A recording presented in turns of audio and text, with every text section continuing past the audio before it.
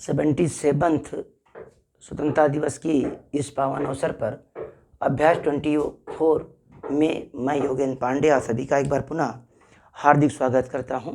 आइए शुरू करते हैं मुद्रण संस्कृति और आधुनिक दुनिया का सेकंड पार्ट पर हम चर्चा करते हैं। तो कुछ बिंदु यहाँ पर हमने उल्लिखित कर रखे हैं, उनके विषय में देखते हैं। पहला है गुटेनबर्ग का मुद्रणालय, दूसरा है मुद्रण क्रांति का प्रभाव, छापने का डर, मुद्रण संस्कृति द्वारा एक नए युग की शुरुआत, पुस्तकें परिवर्तन के एजेंट के रूप में, और फ्रांसीसी क्रांति पर मुद्रण संस्कृति का प्रभाव।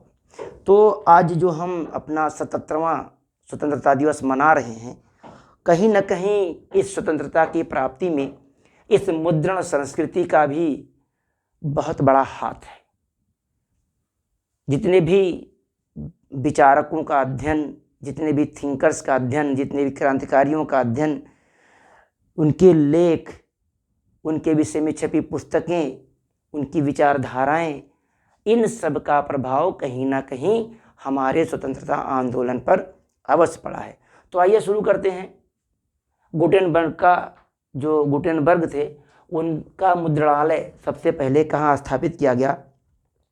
तो इस मुद्रणालय की स्थापना पहली बार 1430 के दशक में जर्मनी में स्थापित किया गया था। और जर्मनी में कहाँ?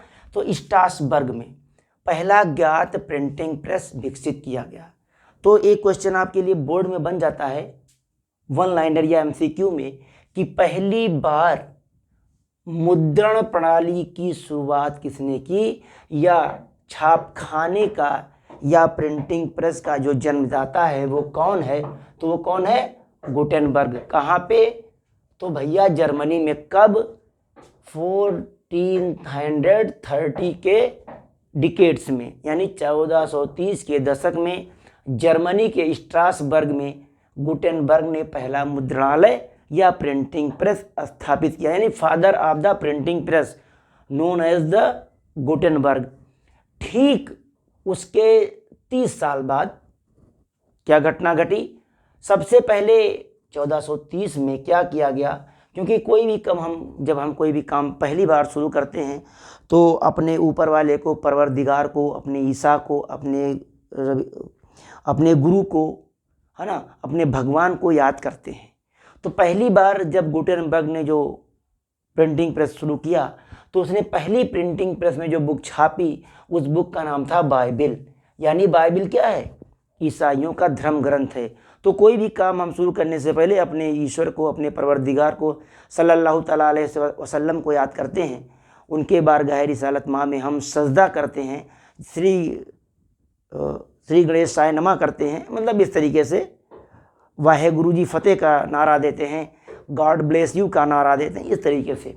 तो 1450 से और 1550 तक अधिकांश यूरोपीय देशों में प्रिंटिंग प्रेस की स्थापना की गई थी।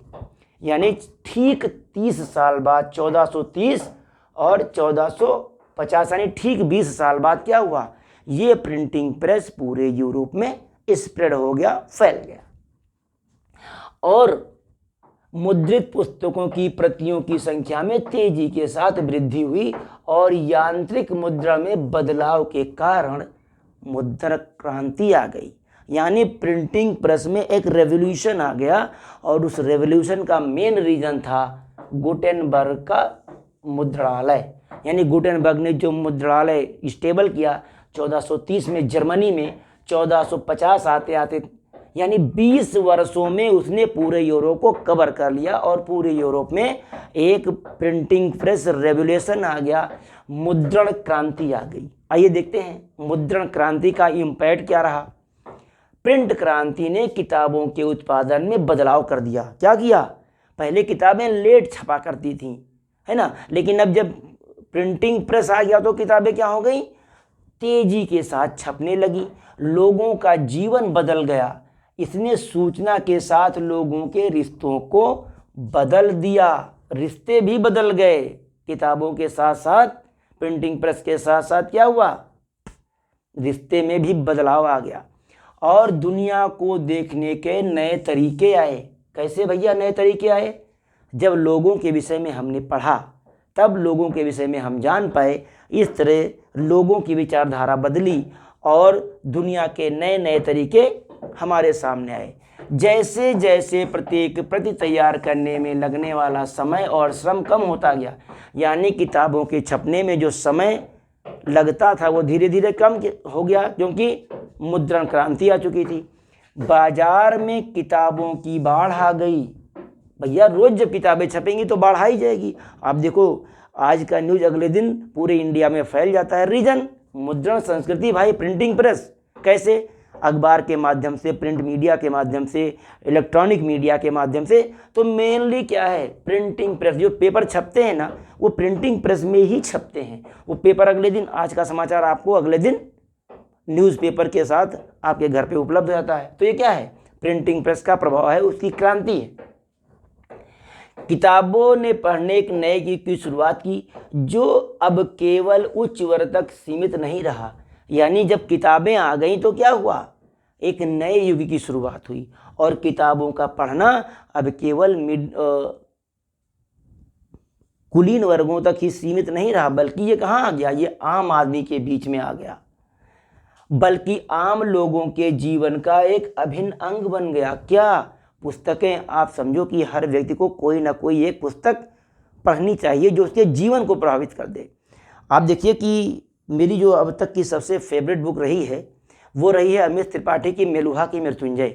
रीजन उसका क्या रहा है? क्योंकि वो मेरे सब्जेक्ट से बिल्कुल करेक्ट बिलोंग करता है। और हमेशा पुस्तकों का अध्ययन, ऐसी पुस्तकों का अध्ययन करना चाहिए जो आपके जीवन का मार्गदर्शक बने। कभी भी ओछी किताबें नहीं पढ़नी चाहिए जो आपकी मानसिकता को विकृति प्रदान कर दें।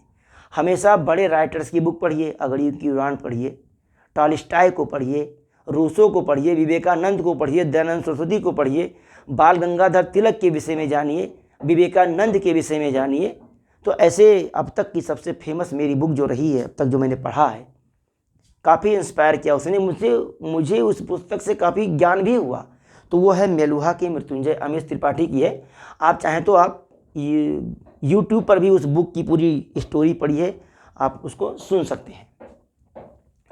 मुद्रकों ने अशिक्षितों के लाभ के लिए चित्रों के प्रसिद्ध गाथा गीत और लोक कथाएं प्रकाशित की। लोगों को लगा कि सारे लोग तो पढ़ लिख सकते नहीं, तब उनके लिए हम क्या करें? चित्रों के माध्यम से उनको समझाएं कि इसका मतलब क्या होता है।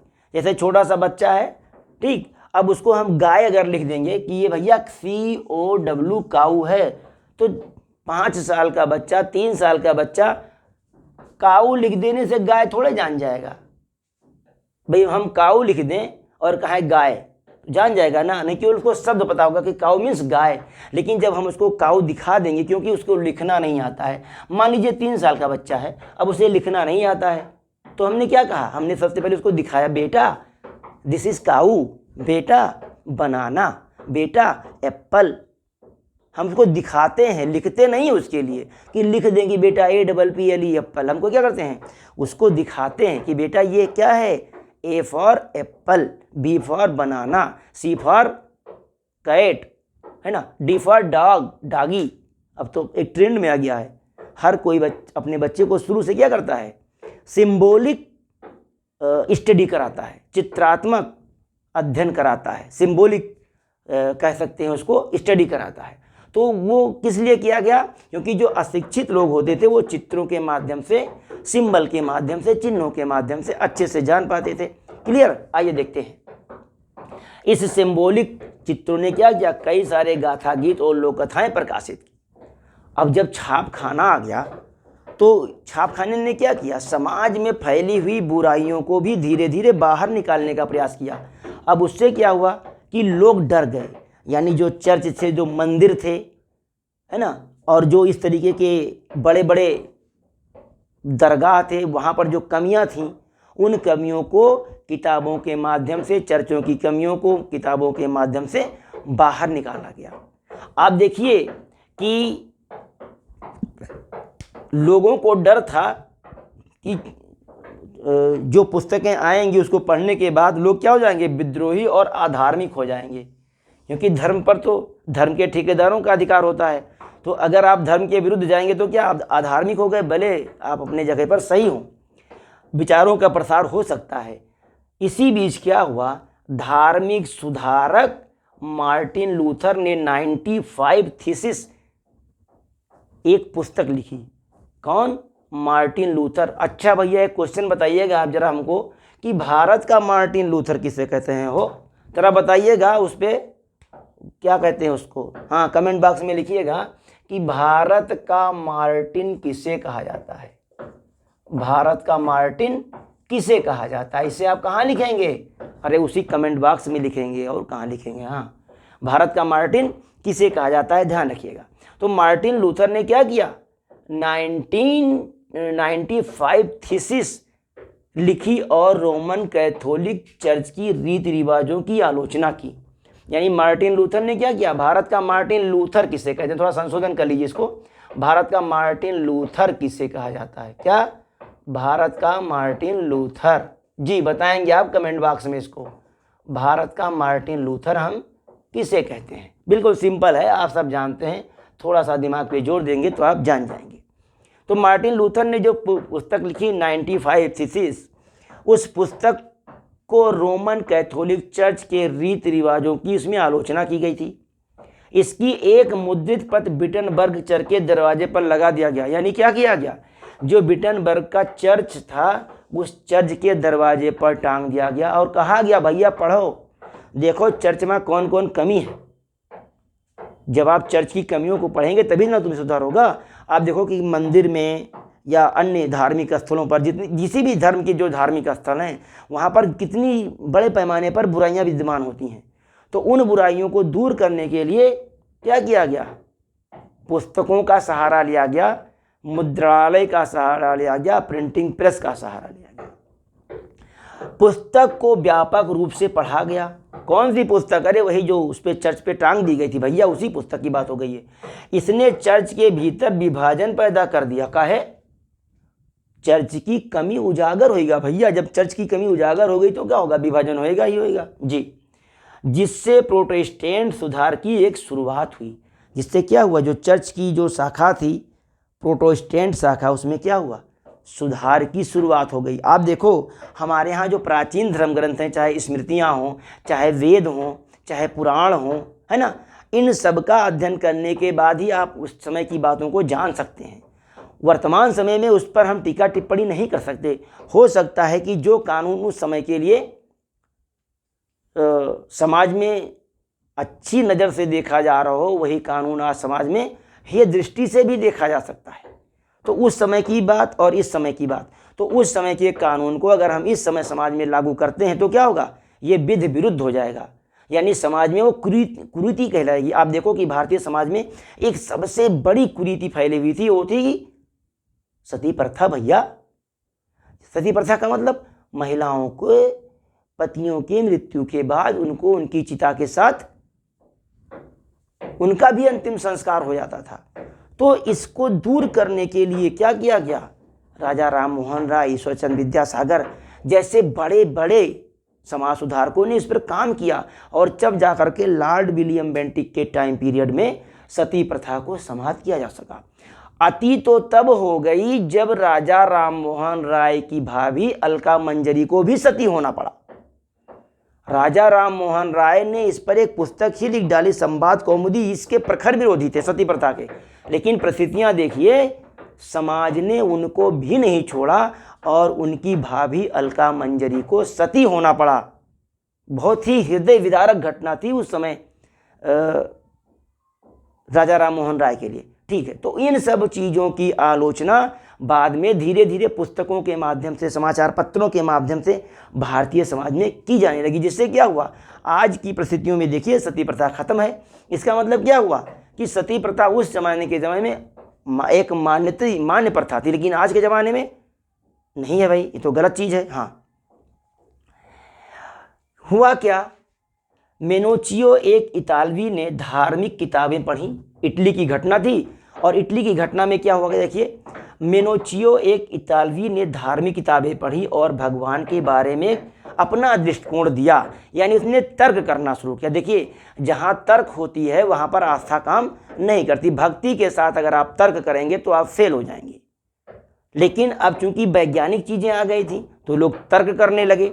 जब तर्क करने लगे, इससे क्या हो गया, तर्क जब आप करेंगे तो आप सच्चाई की ओर आगे बढ़ेंगे। एक दृष्टिकोण तैयार किया जिससे रोमन कैथोलिक चर्च नाराज हो गया। चर्च को लगा ये तो सीधे सीधे ईसा मसीह को या चर्च को चुनौती दे रहा है। कौन? अरे यही इतालवी नागरिक भैया। इसने कहा कि चर्च ने कहा अरे तुम कैसे चर्च को भाई चैलेंज कर सकते हो। ठीक है, लेकिन चर्च ने अंततः क्या किया, चर्च के दबाव के कारण उस व्यक्ति को क्या कर दी गई, फांसी दे दी गई। अंततः उसे फांसी दे दी गई। क्यों? क्योंकि उसने तर्क करना शुरू कर दिया था। देखिए, कुछ धर्म तो ऐसे धर्म है कि आप वहां पर कुछ बोल भी नहीं सकते हो भाई। कुछ धर्म तो समाज में या दुनिया में ऐसे धर्म हैं कि उस धर्म की कमी को अगर आपने कह दिया तो आपने बहुत बड़ा पाप कर दिया, आपको सजाए मौत हो जाएगी, आपका सर कलम कर दिया जाएगा। कुछ धर्म तो ऐसे भी हैं, और कुछ धर्म को चाहे गरियाते रहो, कोई फर्क नहीं पड़ता। लेकिन एक चीज़ ध्यान रखिए, अगर धर्म में कमियां हैं तो धर्म को सुधारना चाहिए। तो यही छापने का डर क्या था, जितने भी धार्मिक ठेकेदार थे उन धार्मिक ठेकेदारों को डर था कि अब छाप खाना आ गया है, प्रिंटिंग प्रेस आ गया है, मुद्रण संस्कृति आ गई है, अब हमारा जो ढोल है उसका पोल खुल जाएगा। समझ गए ना बात को जी? चर्च ने क्या किया, चर्च ने कहा कि आपने ये जो दृष्टिकोण इन्वेंट किया है वो सीधे सीधे चर्च की आस्था पर प्रहार है, व्यक्ति की धर्म की आस्था पर प्रहार है। तो चर्च ने क्या किया, ऐसे प्रकाशकों को प्रतिबंधित कर दिया जो इस तरीके की धर्म विरोधी पुस्तकें या तार्किक पुस्तकों को पब्लिश किया करते थे। 1558 में ऐसी पुस्तकों की सूची बनाई गई और उनको क्या कर दिया गया, प्रोहिबिटेड कर दिया गया, निषिद्ध कर दिया गया। चलिए देखते हैं। अब मुद्रण संस्कृति जब आई तब एक नए युग की शुरुआत हुई। क्यों? क्योंकि भैया ये जो आडंबर था, ये जो ढकोसला था, उस ढकोसले से हम बाहर निकल कर आए। कब आए? जब हमने नई नई चीज़ों को पढ़ा, नए नए खोजों के विषय में हमको जानकारी हुई, तब हम उस ढकोसले से बाहर आ गए। अब जब उस ढकोसले से बाहर आ गए तो क्या होगा, अब हम एक नए युग में आ गए जिसको हम कहते हैं आधुनिक युग। आइए देखते हैं क्या है। 17वीं 18वीं शताब्दी में यूरोप में साक्षरता दर बढ़ गई। क्यों? अरे लोग पढ़ने लिखने लगे यार, इसीलिए तो बढ़ गई जी। क्योंकि विभिन्न संप्रदायों के चर्चों ने गांव में स्कूल स्थापित कर दिए। आप देखो कि भारतीय संविधान में 6 से 14 तक के लोगों को, बच्चों को मतलब मुक्त शिक्षा का अधिकार है, फ्री एजुकेशन को मिलेगा, है ना। 2002 में 86th अमेंडमेंट करके संविधान में 86वां संशोधन कर दिया गया। कब? 2002 में। और 6 से 14 तक वर्ष के बच्चों को मुफ्त शिक्षा दी जाने लगी। क्यों भैया? क्योंकि वो शिक्षित हो जाएं। जब शिक्षित हो जाएंगे तो वो जो आडंबर है, वो जो ढकोसला है, उससे वो बाहर निकल कर आएंगे। काहे? पढ़ेगा भारत तभी तो बढ़ेगा भारत। यानी सब पढ़ें और सब बढ़ें कहाँ? अरे भैया, सतमार्ग पर आगे बढ़ें, सन्मार्ग पर चलें, सामाजिक बने, है ना। मतलब कूप मंडूक नहीं बनना है, कूप मंडूक नहीं बनना है। तो ऐसा कब होगा कि हम कूप मंडूक नहीं बन पाएंगे? जब हम क्या करेंगे, अध्ययन करेंगे, नई नई चीज़ों की खोज करेंगे, तभी हम कूप मंडूक नहीं बन पाएंगे। अब चर्चों ने क्या किया कि गांव में स्कूल स्थापित कर दिए। पुस्तक विक्रेताओं ने फेरी वालों को नियुक्त किया। काहे भैया? भैया घर घर ले जाओ, किताब बांटो, जे नाई पढ़ पाओ से क्या पढ़ावे के लिए स्कूल पठो। देखो क्या लिखा है, चर्चों ने गांव गांव में स्कूल खोल दिए। भारत सरकार भी तो ये कर रही है, उत्तर प्रदेश सरकार भी तो ये कर रही है ना। चलो स्कूल चले हम, है ना, कि हर गांव में हर बच्चा शिक्षा से कोई वंचित ना रहे, यानी सब पढ़ें सब बढ़ें जी। बिक्री के लिए छोटी किताबें लेकर गांव में घूमते थे। कौन? अरे ये फेरी वाले। फेरी वाले क्या करते थे, छोटी छोटी किताबों को जो इजीली कैपेबल हों वो क्या करते थे, गांव में घूमते थे, ले करके लोगों को पढ़ने के लिए देते थे। फ्रांस में विबिलियो थेक ब्लू, एक व्यक्ति था, कौन? विबिलियो थेक ब्लू ने गरीबों के पढ़ने के लिए खराब गुणवत्ता वाले कागज पर किताबें छापना शुरू कर दिया। कागज भी दो तरीके से छपते हैं, एक अच्छी क्वालिटी का कागज और एक बुरी क्वालिटी, मतलब घटिया क्वालिटी का कागज। आइए मैं दिखाता हूँ आपको। जैसे ये नोटबुक है, ये नोटबुक अगर आप देखें तो ये नोटबुक जो है ये अच्छी क्वालिटी की नोटबुक है। आई मीन ये 150 रुपये की आसपास की ये नोटबुक है, अच्छी क्वालिटी की नोट है। इसके पेपर क्या है, थोड़ा VIP टाइप के हैं। और एक दूसरी नोटबुक देख लीजिए, ये नोटबुक मैं 30 रुपये की लेकर आया हूँ, सबसे खराब रफ नोटबुक जिसको आप बोलते हैं वो। तो शिक्षा को बढ़ावा देने के लिए लोगों ने क्या किया, फ्रांस में जो रद्दी कागज़ थे उसको रिसाइकिल कर लिया, क्योंकि अब तक तो पेपर आ चुका है। चीन में पहली बार पुस्तक छपी थी, चीन में पहली बार पेपर पुस्तक छपी थी, याद रखिएगा। तो अब तक तो पेपर आ चुका था, तो जो रिसाइकिल्ड पेपर था उसी पर क्या किया, फ्रांस में खराब पेपरों पर किताब छापे जाने लगा, जिससे क्या हुआ, सस्ती किताबें लोगों को अवेलेबल हो गई। थॉमस पेन, वॉल्टियर और रूसो के विचारों और न्यूटन जैसे वैज्ञानिकों की खोजों ने लोगों को प्रभावित किया। विज्ञान और तर्क चर्च के प्रमुख विषय बन गए। लोग ये कहें कि भैया वैज्ञानिक बनो, तर्क करो, चर्च जो उनका हाथों पर आंख बंद करके विश्वास ना करो। जैसे देखो, अब अगर आप घर से जाते हो, आगे रास्ता बिल्ली ने रास्ता काट दिया, तब अब रुक जाओ 10 मिनट, है रुको भाई, कोई चला जाए तब हम जाए। क्या है ये अंधविश्वास है। तो इस अंधविश्वास को आप कब दूर कर पाएंगे, जब आप पढ़ेंगे, जब आप इलिटरेट होंगे तब नहीं, जब आप पढ़े रहेंगे, लिखे रहेंगे, तब इस अंधविश्वास से आप आगे निकल पाएंगे। क्लियर? तो यही चीज़ें हुई और धीरे धीरे आदमी तर्क करने लगा, विज्ञान की ओर अग्रसर होने लगा। क्यों? क्योंकि अब तक देखिए न्यूटन जैसे वैज्ञानिक आ गए थे भाई, जिन्होंने तर्क और विज्ञान को आगे बढ़ाया। अब जब ये नए युग की शुरुआत हो गई प्रिंट मीडिया से, यानी मुद्रण संस्कृति से, तब पुस्तकें परिवर्तन के एजेंट के रूप में आ गई। यानी पुस्तकें क्या हो गई, अब हमारे लिए एक टार्च बेरर्स का काम करने लगी, मार्गदर्शक बन गई हमारे लिए पुस्तकें, हमारे लिए अभिकर्ता बन गई। जैसे जीवन बीमा नहीं होता है, जिंदगी के साथ भी और जिंदगी के बाद भी, ऐसे ज्ञान भी होता है। ज्ञान जो आप दे जाएंगे ना, वो आपके साथ तो है ही है, जिंदगी के साथ भी है मेरे, और मेरे ना रहने के बाद भी ये ज्ञान आप तक जाएगा। यानी ये क्या है, अब ये ज़िंदगी के साथ भी और ज़िंदगी के बाद भी, यानी LIC की लाइफ पॉलिसी है, ये जीवन बीमा की पॉलिसी है। एजुकेशन, शिक्षा क्या है, जीवन बीमा की पॉलिसी है, ज़िंदगी के साथ भी और ज़िंदगी के बाद भी। क्योंकि आपके विचार लोग पढ़ेंगे, विवेकानंद नहीं हैं लेकिन उनके विचार हम पढ़ते हैं, अब्राहम लिंकन नहीं है, उनके विचार हम पढ़ते हैं भाई, मोहम्मद साहब नहीं हैं, उनके विचार हम पढ़ते हैं, जानते हैं, समझते हैं। तो क्या है ये, वो थे तब भी उनके विचार थे, वो नहीं है तब भी। यानी क्या है, ज़िंदगी के साथ भी था उनके और ज़िंदगी के बाद भी। जी बिल्कुल, जो पुस्तकें क्या हैं, ये परिवर्तन के एजेंट के रूप में हैं। यानी जैसे आप जीवन बीमा कराते हैं ना, लाइफ टाइम, वही है ये जीवन बीमा के रूप। पुस्तकें क्या हैं, जीवन बीमा है भाई, ज़िंदगी के साथ भी ज़िंदगी के बाद भी। किताबों को हथियार के रूप में देखा जाता था। आप देखो, जब आप एग्जामिनेशन रूपी बैटल फील्ड में होते हो तो वहाँ आपका सहारा कौन होता है, सिंपल सी बात है यार, किताबें होंगी। अगर आपने पढ़ रखा होगा तो उस परीक्षा रूपी महासमर में आप विजयी होंगे। अगर आपने नहीं पढ़ा है तो आपकी पराजय सुनिश्चित है, इसमें कोई बट हो ही नहीं सकता। तो किताबें क्या हैं, हथियार के रूप में होती हैं। आप किताबों को पढ़िए, आपको आपके युद्ध क्षेत्र में कोई हरा नहीं सकता। कब? जब तक आपको पूर्ण ज्ञान हो जाएगा तब। अगर आप कहीं नीम हकीम खतरे जान हैं, अल्प ज्ञान विष समान, सापेक मंत्र बीछिक मंत्र नहीं जाना तो सापेक बिल में हाथ डाल दीन। कहने का मतलब क्या है, पहले आप बिच्छू का मंत्र डालो तो सांप के बिल में हाथ डालो। और यहाँ क्या है, अल्प ज्ञान विष के समान, थोड़े पढ़ के कहें अब तो हम बहुत बड़ा तीरंदाज हो गए। तो ऐसे लोग क्या होते हैं, लाइफ में फेल हो जाते हैं। क्लियर? तो किताबें क्या होती हैं, हथियार के रूप में किताबों को देखा जाता था, जो दुनिया को अत्याचार से मुक्त दिला सकती थी। सिंपल सी बात है यार, देखिए आज भारत में कहीं पर सती प्रथा होती है क्या? नहीं होती है। इस किसका प्रभाव है? ये तत्कालीन लेखकों और विचारकों का प्रभाव है। राजा राममोहन राय जैसे, ईश्वरचंद्र विद्यासागर जैसे विचारकों का प्रभाव है कि आज भारत में सती प्रथा जैसी कुरीति नहीं समाज में फैल रही है। इसका मतलब क्या है?